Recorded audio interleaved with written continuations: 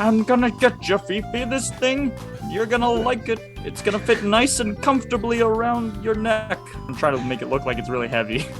Get you, Fifi.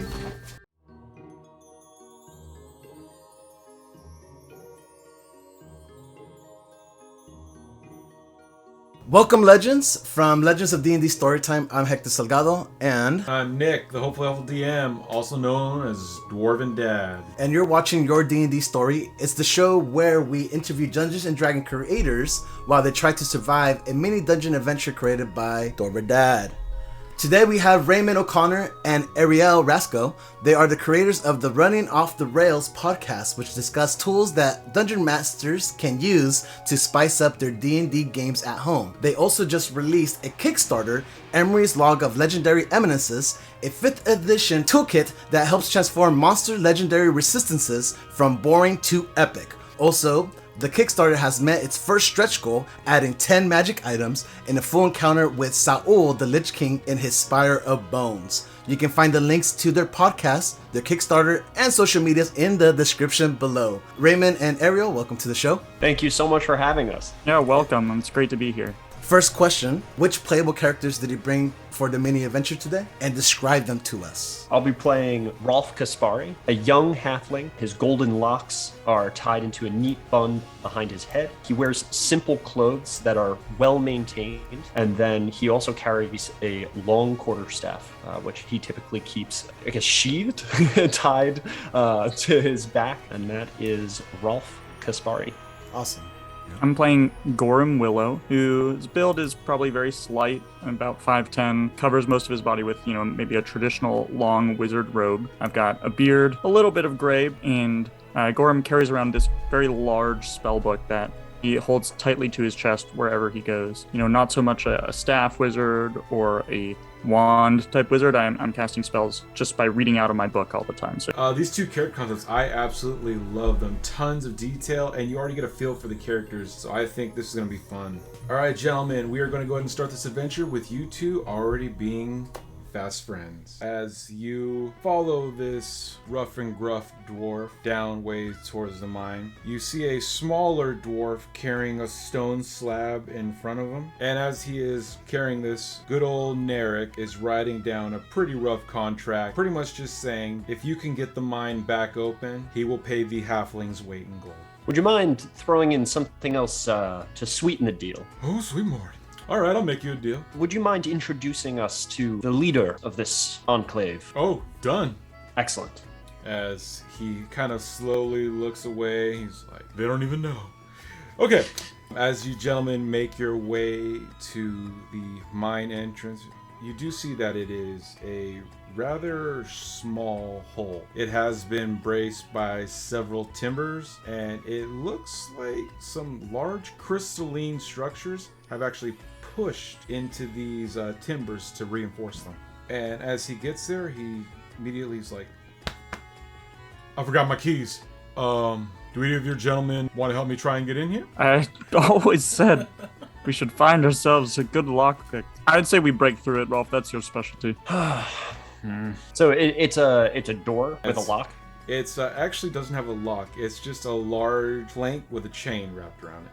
And there's a lock on the chain, or so when he was saying he forgot his keys, it doesn't look like there's any kind of lock. Oh, okay. So they just kind of they wrapped the chain and they just started pulling as hard as they could. Oh, to like seal it shut because whatever's in there they don't want getting out. Mm-hmm. I'll give it a test tug to see how. I'll start kind of like feeling the structure of this door out to see if there's a clear way of perhaps getting in. As you start kind of tugging on the chains, you're like, this doesn't even look like it's wrapped all the way up. Give me a dexterity saving throw. Oh, dexterity save. Oh, do you have advantage? I think I have advantage because of danger sense. Ooh, nice. Wait, before you say anything, Raymond and Ariel, you both have made about 60 episodes of the Running Off the Rail podcast so far. You have covered topics such as alignments, faction design, and bringing 4th edition creature roles into 5th edition. Which episode do you think would provide the most value to a first-time listener? For a first-time listener who is also maybe a first-time DM, I really love our episode about sandboxing, versus railroading. I think something that was the best advice I ever got from another friend of mine who's a great DM was that your players should always know something that they can do. They should never feel like lost. And I was nervous, I was like, oh, I don't want to railroad my players. And he's like, no. It's okay to railroad your players a little bit. It's okay to make sure your players have a clear path. Knowing where to go and what to do, and then giving your players the space to break off if they want is, I think, a better way to do it than to just give them, a totally open sandbox and not really give them like a prompt or a direction. I feel like I'm guilty of that sometimes. I forget I'm not playing with super experienced players sometimes, and I'm like, you know what you can do? And they're like, nope. Don't know nothing. I think the best place for someone to start with our show is just do a scroll through the episode titles and jump at the first episode that you think is interesting. Right. My personal favorite episode, maybe not the best episode to start with, is an episode titled killing player characters is back on the menu. That's good. Which that's a valid answer. I love that. Yeah. The word is, this door is descending upon you. Oh no. All right, well, I rolled a 17 with my advantage there, so it's a 19 total. Oh, as this heavy wooden door and chain fall, you easily just kind of step to the side, and you just hear a loud and you see this dwarf trapped underneath it. He's like, no. Son of a... And just throws it to the side. He's like, oh, there's my key. And he pulls out a crowbar. He's like, oh, had me worried. He just sticks it back on the side. I give Willem a concerned look. So far, the logistics of this civilization are not great. Yeah, our Yelp review is going to be 1 star. Yeah, exactly. Do not visit. Do not come here. You don't come for the people, you come for the ale. So he's like, all right, let's go. And he kind of just walks in. He's going to look around. Oh! And he's going to bend down. And he's going to pull up a rope. And as you can kind of see, it's kind of buried. So left or right? Do both. He's going to start trying to pull, and you'll hear a very loud, uh-oh. No, I'm sure it'll be fine. Yeah. You'll put the rope back down. Okay. I guess I'll go ahead and cast Mage Armor to start this little adventure. Don't worry about it. I'm not worried. I ain't going down there. And as you kind of move further in, you do see several mine carts empty. Like, one has like a broken pickaxe, another one's stuffed with like bloody rags. Okay. Wow. He's like, I was gonna have you boys just follow this trail, but why walk when you can run? And why run when you can ride? Hop in, boys. Okay. What could go wrong? Absolutely nothing. I'll give it a little push to start it going down into the mine after I hop in. As it starts going, it's a small crawl. Narek kind of gets behind and he's like, hey, you got it. By the way, if the road appears to veer to the left a little bit, don't let it do that. And he's going to kick the cart, and you guys are going to lurch forward. And at first, it's a simple downward slope. No big deal. Then it starts picking up speed. And you're like, oh, okay, it's still... oh, no! And it just starts gunning. Rolf, take out your staff. We'll use it as an oar. I think it might be a little bit late for that, Gorham.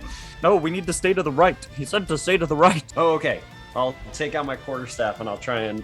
I mean, we're on tracks, You're right? on tracks. Is that what we're on? Okay, Yeah. so... But maybe if the tracks diverge, like, we can use the staff to, like, push off to make sure we stay on the right side of the tracks. Oh, yeah, No because sooner they'll do you say split that, at some Gorham, point. and you look up front, using your head lantern, you actually do see that the tracks diverge. Ah. And coming up on the left is a huge toggle switch. And it does look like it's gonna shoot to the left if you can't move that switch. I'll give it a solid, just like kids driving past a mailbox with a baseball bat. I'm gonna hit that switch with a quarterstaff. Okay, and As we go while you're fast. doing it, pull my lute out real fast, or my lyre out real fast, and start just, like, playing a little tune that it's kind of, like, upbeat, and it's, getting your heart pumping, a little pump-up music, like, doom, doom, doom, doom, doom, doom, doom, doom, doom. And I'll give you my first bardic inspiration. Perfect. As this music fills your ears, everything just kind of seems to slow down. You're lining up this toggle switch and you're just like, I got it. And as you're about to swing, we're going to go to our next question. Players usually have superstitions about their dice. Do you have any pre-game rituals for a better D&D game? I don't have any pre-game rituals, but for a while I was playing a character that I wanted to have like a really goofy character voice for, and I found it very difficult to like get into the character voice. So for a little while before this character died to an illness, I would, for the 15 minutes before, pull up a video that was the voice that I was trying to emulate, and I would echo back the like voice style. So for a while I was trying to do the voice of Kronk from Emperor's New Yeah. And I was playing with everybody else that I'm playing with is from the United Kingdom, so so first of all, the American accent is already like exotic for this group of characters, and then to layer on that voice was pretty fun. I think I can hear that in your natural voice, the tendencies for that. So that's awesome. I think my ritual is kind of annoy my other friends at the table with their rituals, because they, roll some dice, see which ones are rolling the best, and pick those dice, put some other dice in the dice jail, and I'm just like trying to jinx as many things as possible.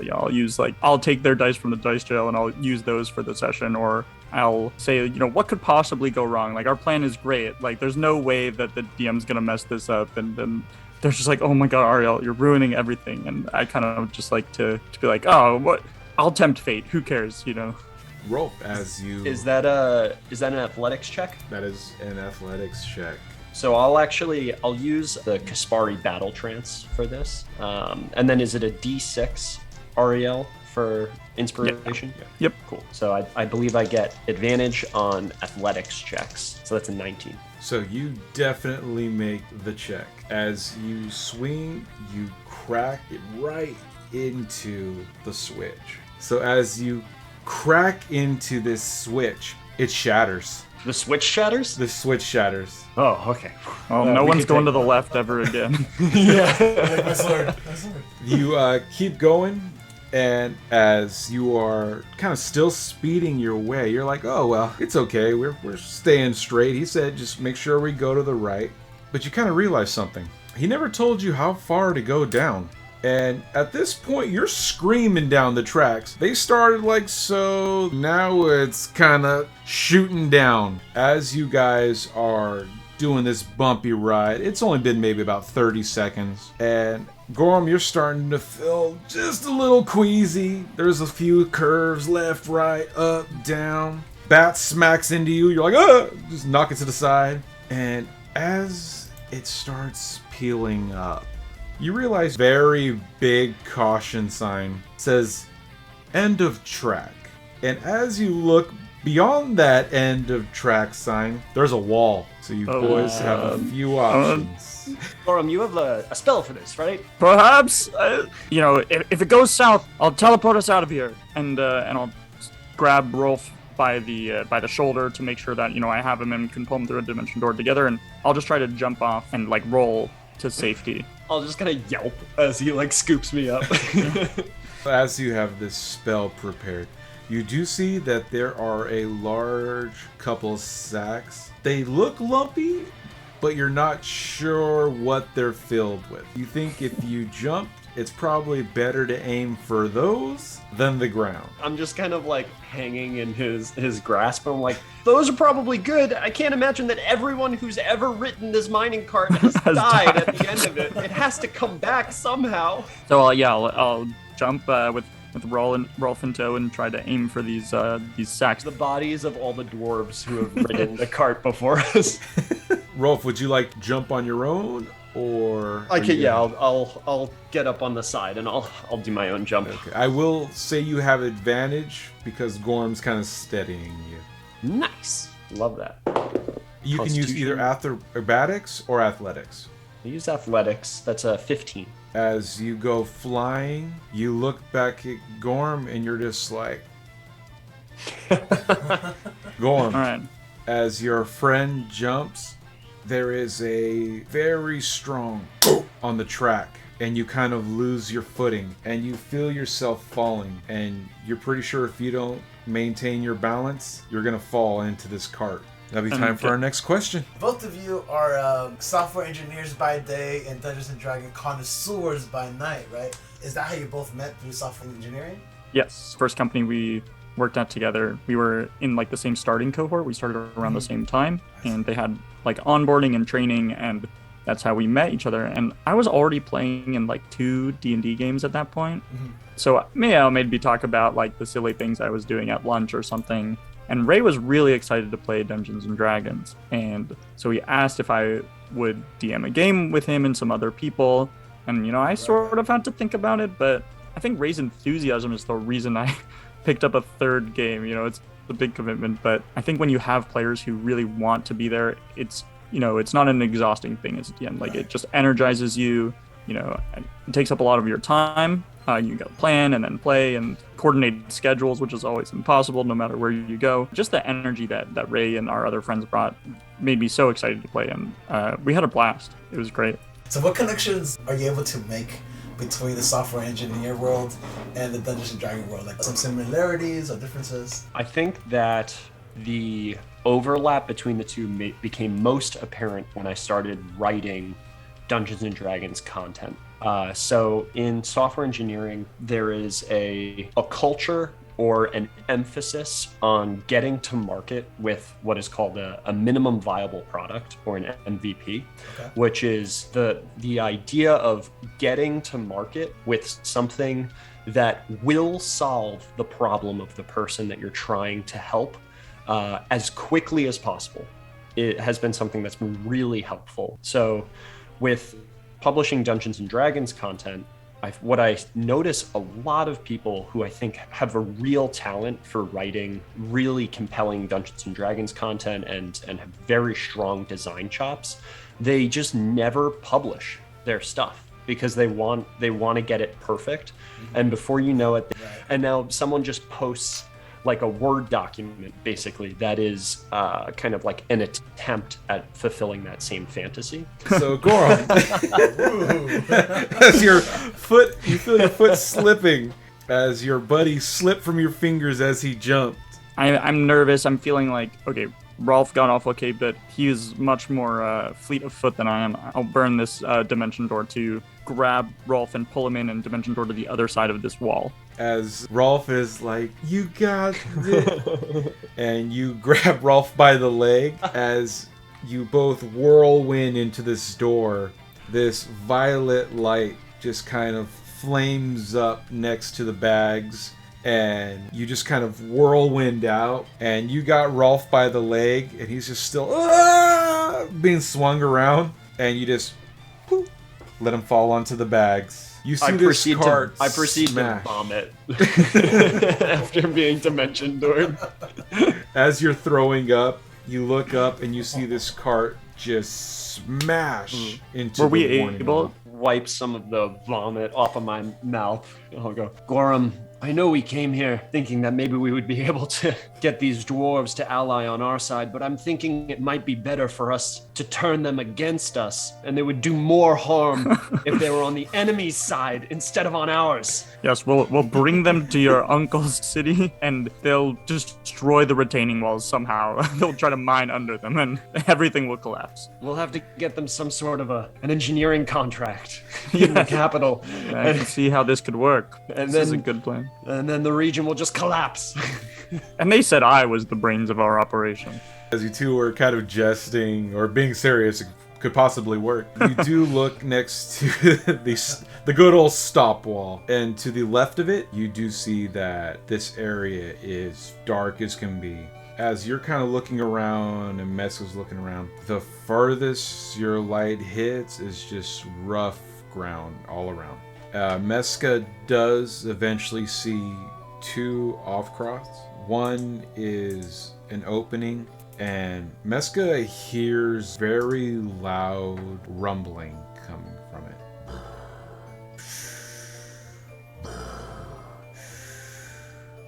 it.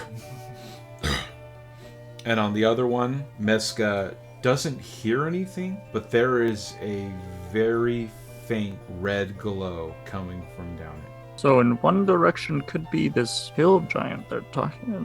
Did that sound like a hill giant to you? Meska, make the noise again. And Meska's like... And Meska kind of lets you know that it sounded like something breathing. What if we try and talking to the hill giant, if it's in fact a hill giant? Oh, I have an idea. What if we have Meska negotiate with the hill giant, and then if it tries to eat Meska, then we know that it's just not friendly and we'll just kill it. Like it. Okay, so we'll hide. Okay. You both do quite a bit of dungeon mastering. What do you feel is the one thing that most dungeon masters and players often miss in their D&D games to make it that much more of a better experience? One thing. One thing. We got 62 things on our Right. No, I'm kidding. Gotta narrow it down to one thing. Yeah. I'd say, like, tone is a big thing that is very, like, passive in a lot of games, and I think you can make it an active choice. Sometimes games go really, really well when the tone is just right. Like, setting expectations in general is really good, but, like, specifically thinking of, like, one tone, like, I want my tone to be fantasy, or I want my tone to be, more, like, Witcher gritty style, like really zeroing in on a concept, deciding that's your tone, and getting everybody on the same page, I think makes Dungeons & Dragons, like, really fun and seamless, as opposed to, like, a mishmash of, like, gritty fighting and weird polymorph spells and, like, hilarious, like, sexy jokes in some places. If you look at, like, Critical Role, like, half of Critical Role is, like, making, like, sex jokes, and, like, the other half is, like, the most serious role-playing you've ever seen in your life, Right. So figuring that out, I think, is really helpful. Or you're not either a min-max or power gamer or interested in the roleplay of Dungeons & Dragons. You can be someone who doesn't know really any of the rules about Dungeons & Dragons or how to make your character optimal, and you could also just be not fun to play Dungeons & Dragons. You could be bad at both. So don't limit yourself. Don't be like, oh, well, my character isn't interesting because they're optimized. Like, no, figure out who your character is from a writing perspective, and then also, like, glob on tons of damage. So just to kind of, like, put into perspective the character I'm playing right now, they are optimized in a lot of ways, right? I'm playing a halfling barbarian. I used Tasha's rules so that I didn't have to take the halfling ability attributes take, and I put them in Constitution and Strength because I want to hit with my attacks and I want to have a bunch of hit points. But I didn't go for the Great Axe because it deals the most damage. My character concept that I had in mind was someone who wields a quarterstaff. So I'm missing out on an average of 2 points of damage per attack, but that's a calculated decision because of the balance that I'm trying to strike with this character, and they're plenty optimized. All right. As you maintain that 300-foot distance and Meska makes its way forward, you see this large hill giant. It's maybe about a head taller than your average hill giant. He's got a very nice velvet shirt. He's kind of looking around. And he's going to kind of reach down, and there's these large crystalline spectacles. And he's going to put them on, grab his large club, and he's going to try and not hit Meska, but poke it. The club just kind of, like, pushes through, and it, like, fizzes for a second, but remains in shape. It's like, hello? I mean no harm. What would it take for you to live here or spend your time however you would like, and while the dwarves also mine these shafts for resources, and then to have no physical confrontations between you? I don't want confrontations. I'm simply here to pick up something that went missing. Oh, what went missing? My pet. But these roaches with beards just kept coming to get stepped on. I like to fancy myself a gentleman. And as he kind of shakes the bones off of his shirt, takes a dwarven's head and puts it in the breast pocket, kind of like you would one of those folded napkins, kind of fluffs the beard to make it look a little more fancy. Gorham will like send a message to out to Meska and be like, "How's it going?" And Meska will be like, "They're looking for something, a pet. It's somewhere in these mines and could be our way out of here. There are 2 other representatives here. Would you welcome their presence so that they could find your pet for you?" Assistance would be most welcome. And he kind of gives a small bow. And he gives a very toothy, green pustule grin. So Meska will kind of go back to Rolf and Head forward and walk up next to Meska to join the negotiation. great. So we'll walk up and introduce ourselves. So as you two kind of make your way, you do see that this hill giant has started to make it more homely for you. Welcome. Are you my helpers? Yes, you've lost a pet, I've come to understand. Yes, my dear Fifi. She's the light of my world. I know where she's at. I just can't get there. Here, have a drink. And he'll kind of motion the large helmets to you two, and he'll kind of just pop the top of a keg for himself. And just kind of. Which way is Fifi?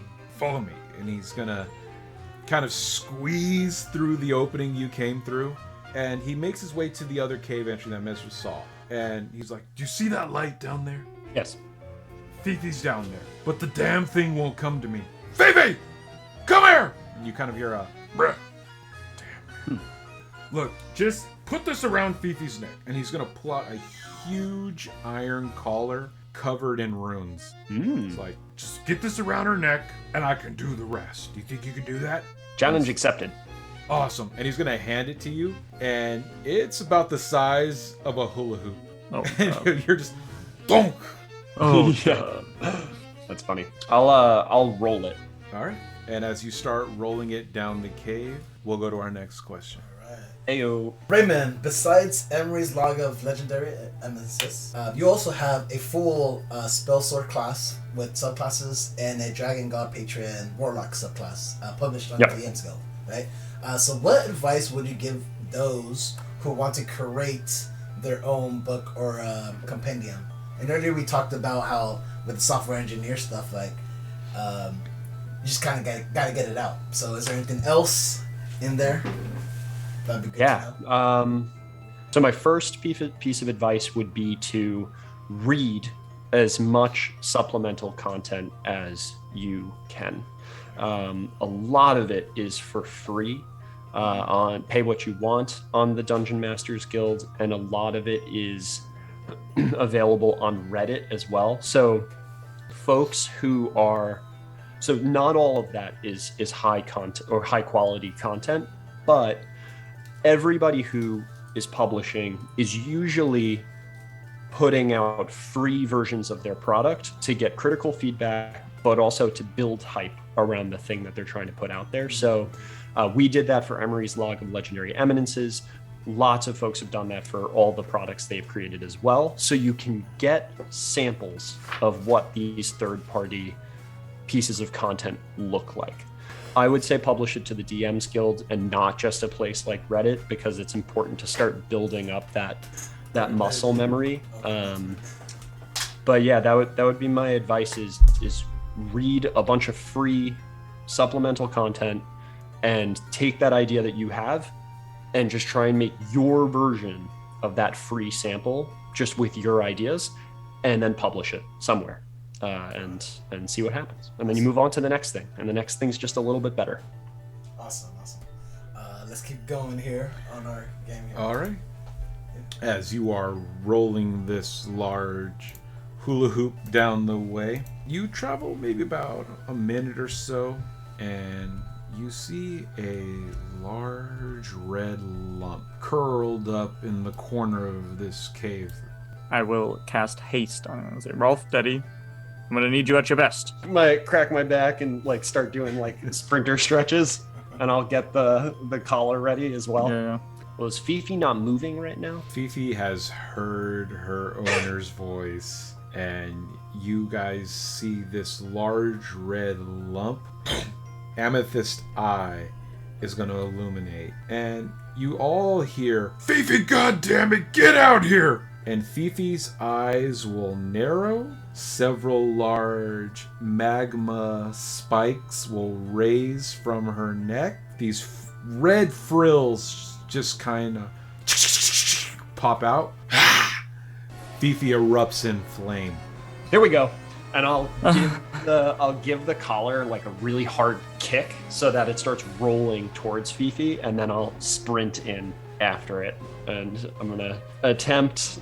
Do we have to roll initiative? So each of you will have a 1 round, 1 action, and then we will roll initiative. All right. So you got your 1 actions. How you want to try and subdue Fifi? So I'm hasted. I'm gonna interact with object. I'm gonna kick the collar so that it starts rolling towards Fifi. I'm gonna run forward, pushing on the inside of the collar as I'm running so that it builds up speed. And then I'm gonna run in front of the collar and hold out my great staff so that it's almost like a lever. I'm gonna try and launch it airborne towards Fifi. Give me a strength check. And ooh, that's a 21. Definitely lands on Fifi.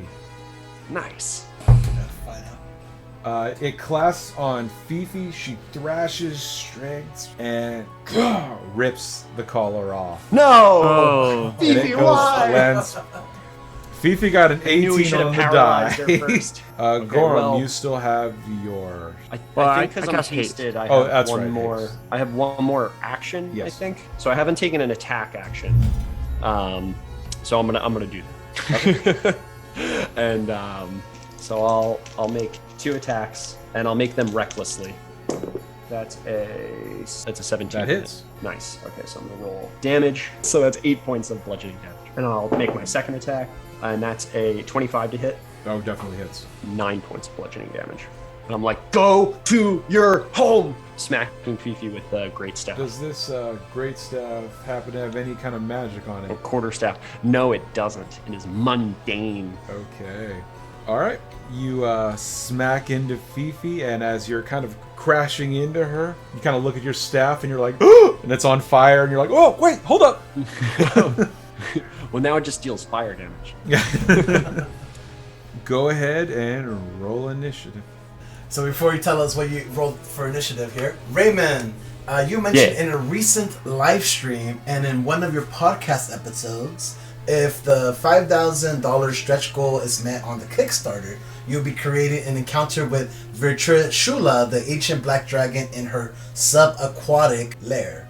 What is it about black dragons that appealing to you more than other types of dragons? Oh. And Ariel, is there a monster that appeals to you more than any other types in the game?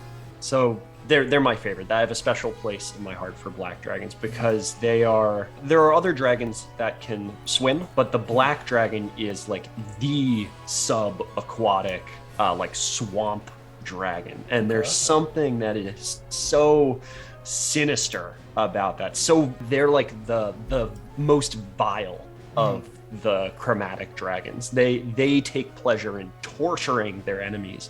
And something that I think that is a staple of an awesome dragon combat is that the dragon is hard to get to. And typically this takes the form of the dragon kind of doing flybys, where the dragon will swoop across, use its breath weapon, and fly away until it gets its recharge back. And that's like the first phase of the combat where the players are trying to figure out how can we ground this thing to force a combat situation that's advantageous for us. For the black dragon, my favorite way to do that phase is for them to be swimming underwater, and for the players to be like surrounded by, maybe if they're in the Underdark, it's the Dark Lake, so they can't even see into the water. And I love this feeling of like Jaws, right? It could be anywhere, and the black dragon is absolutely going to try and pop up and grapple one of the players and bring them down into the water with it, where it can engage that player in one-on-one combat and they can start to drown the player. I just think it's such a more visceral experience to fight a black dragon than fighting the other colors of chromatic dragon.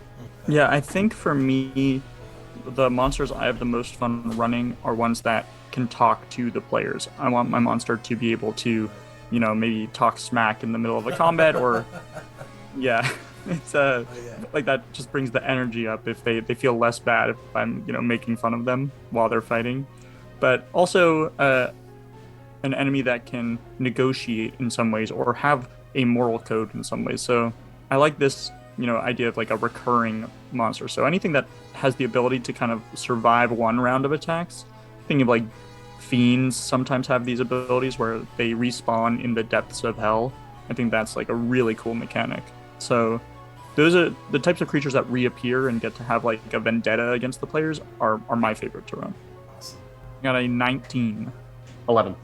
Feral Fifi instinct. got an abysmal 5. All right, so Gorham, you're up first. So I'm gonna try to make an illusion of the collar, and I'm gonna like try to move towards the collar and look like I'm kind of like picking it up, but the thing that I'm like picking up and moving is the duplicate. So either Fifi is like paying more attention to me and my collar because I'm like holding it up and gonna try to like put it on her, or maybe she thinks there's two collars and it has her attention is split. But I'm trying to get her to like focus on me and my illusory collar. When you lift it up, Fifi thinks you just have two collars, but she does see the one in your hand is more threatening. Okay, so I'm gonna, as my bonus action, use my last bardic inspiration on Rolf. I'm gonna get you, Fifi. This thing, you're gonna like it. It's gonna fit nice and comfortably around your neck. All I'm gonna try to make it look like it's really heavy. Get you, Fifi. First thing coming at you, Rolf, is the tip of Fifi's tail, which is kind of a magma tip spear. Great. Oh, that's not too bad. That's just a 19 on the die. That hits. Oh yeah, That hits. good old. Good old 19. That is 12 damage. The type of damage matters. Well, that's piercing. Okay. And then 5 fire damage. So the piercing damage is halved because Okay. I am in the middle of my battle trance. So that's 11 total, I believe. So now that she has stabbed you with her tail, she is going to try and whip her body and just kind of hit you with a bludgeoning attack. Okay. Oh, it's Plus okay, one. because that's a 1 on the die. Nice. And as Fifi kind of curls up to slam into you, you just like parkour over her and she slams into the wall. Like car dash slide over the. Just whoa, whoa, whoa. A little spicy, but you're all right. It is your turn. I'm gonna cast Vicious Mockery, and the creature just needs to be able to hear me. It doesn't have to understand me, and it's a DC 14 Wisdom saving throw. Okay. Hopefully Fifi is not too wise. That is a 2 on the die. So Fifi has disadvantage on attacks next turn and takes 2d4 of damage, which is not Nice. necessarily the most important part of this, but Is it all attacks or just her first attack? on the next attack roll it makes Cool. 6 psychic damage, and it will have disadvantage on the next attack. You stubborn salamander, you need to start listening to I'm casting this through Meska. Because I'm very, very wary of myself antagonizing Fifi. So Meska is out there shouting like, you stubborn old salamander, you need to listen. It is now Rolf's turn. I will enter the final state of the Kaspari battle trance, which is the Berserker Frenzy.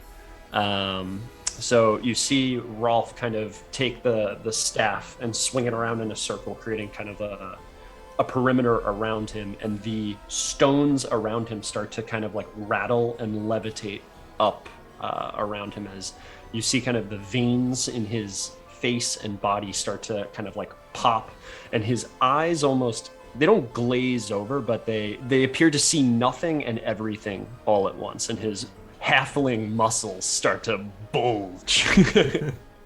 And he will launch himself into the air off of the quarterstaff like a pole vaulter towards Fifi's face, and he's going to make 4 attacks.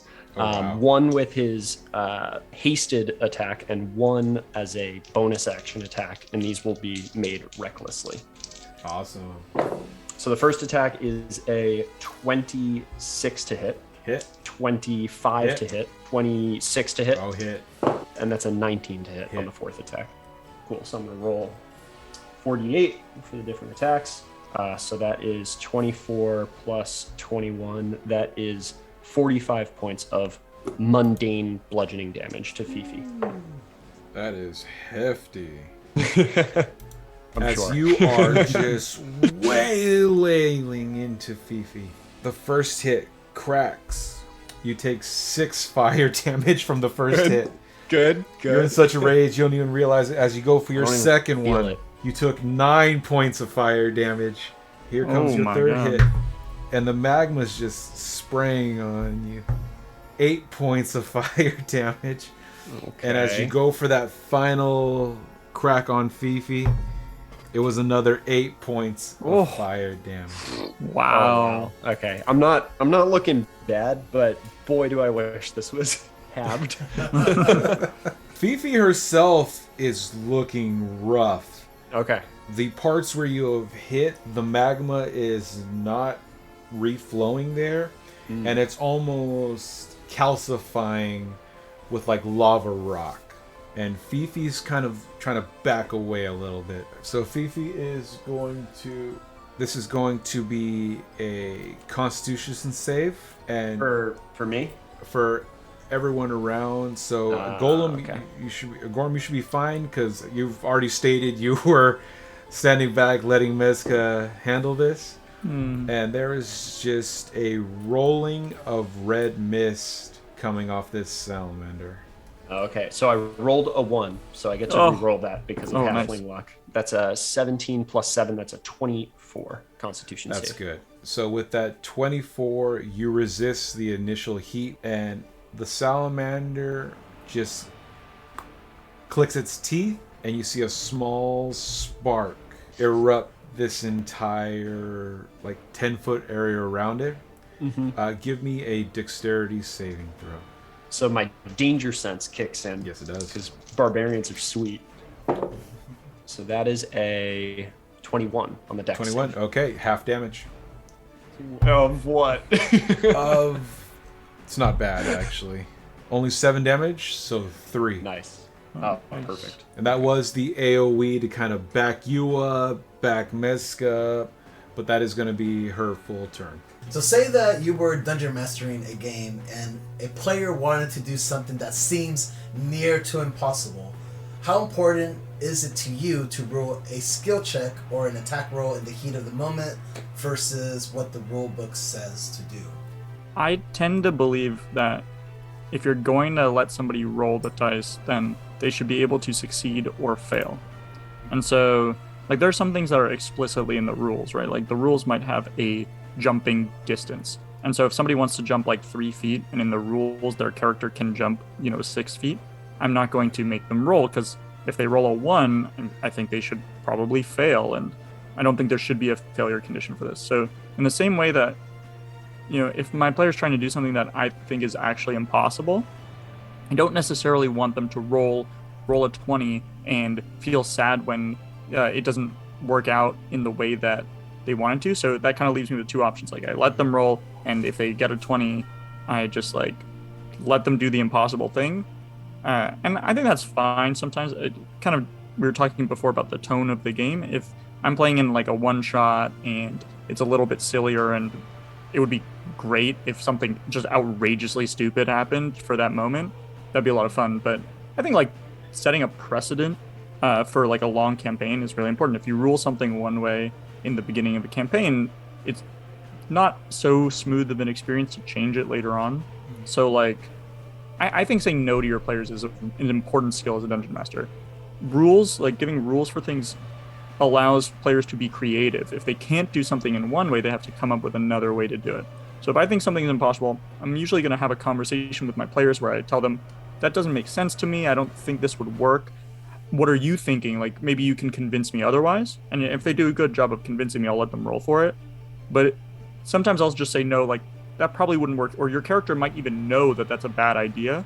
You can't tell because we're playing pretend, but if this were a real world, your character would know that there's no way they can jump 300 feet in the air or something, you know. And so I think saying no gives them space to be more creative. Like, okay, this won't work. It won't work in the future either because we're playing a long campaign. So in general, try to come up with other creative solutions for these types of problems. If if one of my players who has been playing for years asks me if they can do something that is technically not allowed, what I'll typically do is, first of all, I'll ask them more questions about what it is that they're trying to accomplish to make sure that I understand what it is that they're actually asking, and I don't say no to something that if I knew more about it, I would actually be in support of. But then if I identify that they're trying to do something that is not within the realm of the rules, then I ask myself the question, is this player just trying to get advantage on everything because they just always want to roll with advantage? That's usually not the case. If it is the case, then you have to kind of put your foot down. It's usually that there's this like a special moment in the game where they see the opportunity for something really cool to happen, and there's just not a rule for it. So now we're in that situation, and then I ask myself, well, how hard is it actually for this player to do this thing? And if it's nearly impossible but possible, I'll set the DC at something like 25 or 22, and I'll tell the player that's what the DC is. Like this thing is nearly impossible. It would be, you'd have to roll a 22 athletics check for this to happen, or a 25 persuasion check for this to work, or a 30 luck picking check if it's like a rogue who's trying to player decides whether or not that's something they want to do. It's like, this isn't for free. You want something really cool to happen. But with a 22 athletics check, my players are 12th level. One of them's a barbarian, so he rages, and his average athletics check is actually something like 20. So certainly possible to do, if not even like pretty likely that it will succeed. And that's usually how I rule it. And then the player decides they have all the information, and they decide whether or not they want to go for it, even though it's almost impossible. How cool would it be if it actually did happen? So I try not to say no. I do say no sometimes, but I try not to say no, but I make it clear that, like, yeah, there's like a 1 in 10 chance of this succeeding. If you want to go for it, go for it. It could work, but probably not. Nice. All right, so it is Gorham. Your turn. I am going to run up to the, I'm going to place the illusion on the ground. No, Rolf, I'm coming to save you. And I'm going to run up to the other caller, and with that caller, it looks to me like Rolf is still like on top of the salamander. Right? Yeah, like they're going back and forth. All right, so I'm going to pick up the real caller and cast Dimension Door to the back of the salamander, right where I would be able to place it. And then that's my action. So I'm hoping that Rolf, shout out to him, or I kind of make eyes at him. Could you use your interact with object, or is it it's my an action. Yeah. Because you are running to get this object and cast the dimensional door, I'll allow it if you want to keep running through it with the collar. I think that, I've spent a lot of time with Rolf. I think this is his his bag. So I'm there. I'll try to. I'm there, and I'm just trying to holding it for him? Steady it. Yeah. Okay. All right, Rolf.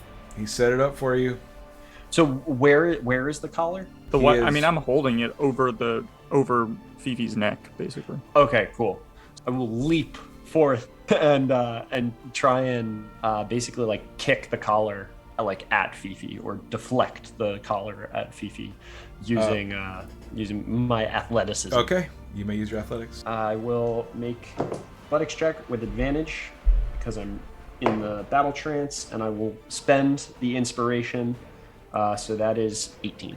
18. Yep, that makes it. You latch this collar onto Fifi, and as it clasps around her neck this time, subtract the damage. Yeah, that's. I've played Pokemon. I know that the more damage you do, the better the chances. Yeah, with a 6 on the die, Fifi is thrashing, and as you've latched on her, you hear a boom. Amazing. Yes. And as you're like riding on top of Fifi, Fifi's huge, you feel yourself suddenly start to rush towards the ground. Your fingers are like starting to pinch because the claw's getting smaller, and you're just like pulling your hands out. Now you're just wrapped around Fifi, but the heat's not there that it once was. Okay. And as you slam into the ground with this now 10-foot long snake, you just like triumphantly hold her over your head and you're like, got her! And Fifi looks defeated. She is no longer in her true form. She is trapped as this tiny little wormling. And as you're like holding Fifi, you do see what appears to be like a little red attachment to the collar. And as you like slide a finger in it, this little arcane chain connects Fifi to your hand. Whoa. Nice. Combat is over. You have caught Fifi. Congratulations. Excellent teamwork. I feel very tired, Gorham. And as you drag good. this snake through the cave, this hill giant's like, Fifi! And he picks her up and he's like, oh, that's my girl, that's my baby girl. And he's just like squeezing it and choking it. And that's my baby girl, that's my baby girl. Then he just right into the pocket, just stucks the snake. All right, gentlemen, we had an agreement. I'm gonna leave. And I want to thank you from the bottom of my heart, all three of them. I got a little something for you. It's been a good luck charm of mine, and I'm sure it'll serve you well. And he's gonna pull out a little Mogus statue made of bone, and he's gonna just place it down in front of you. And this little emblem is a statue of Mogus, the god of slaughter. Love me a good slaughter. If you have this little emblem on your person, once a day, you can have advantage on an attack roll. Oh. Ooh. Any coup de grace regains half the damage as HP. So if you ever come back, feel free to use that. Nice. I like that. I love it. And he pulls his large club. It becomes embezzled with runes and a very tasteful Terran reality as he casts his own version of Dimension Door. And you see a large, very angry looking hill giant woman, about twice his size. Where you been? I was getting the... And you just see a large hand. People. He gets pulled through. Now, is that it? Do the mines look clear? As far as you can tell, the mines look clear. You guys take your time. You pass out for about an hour. Yeah. You make your way back up. Ugh. You have a few words with Narek, and I used my arcane recovery to get some spell slots back so that I could cast enlarge on Rolf as we're leaving, so that his weight in gold is a hefty sum. you find a large dwarven scale. And as he kind of picks Rolf up and places him on it, you see the dwarves start loading nuggets of gold. And right when it's about to balance out, you just see Rolf. And the dwarves, all they look at is the scale. They're not even paying attention to him. They're just like, I don't know what they're feeding him. you know? They load it up. As the scale clicks to perfect balance, Ralph hops off. They load it in a little handy haversack. And Dwarven Dad, Narek the cleric, says, don't come back. And he places the gold in your hand. And that is it for Nice. our one shot. Is there anything you would like to talk about that's on your mind right now, or any shout outs to anybody before we end here? Oh, just a shout out that Emery's Log of Legendary Eminences is a collaboration between the Running Off the Rails podcast, but also the Dragon Mind podcast. So John and Ian wrote a bunch of the Legendary Eminences and wrote some of the magic items. So if go check out our podcast, but also obviously give their podcast a listen. And shout outs to Phoebe and JJ who worked with us on the promotional content and the art. It's beautiful. We really love the work And that they also did. to Janik Dalkowski, who just joined our team as our editor as well.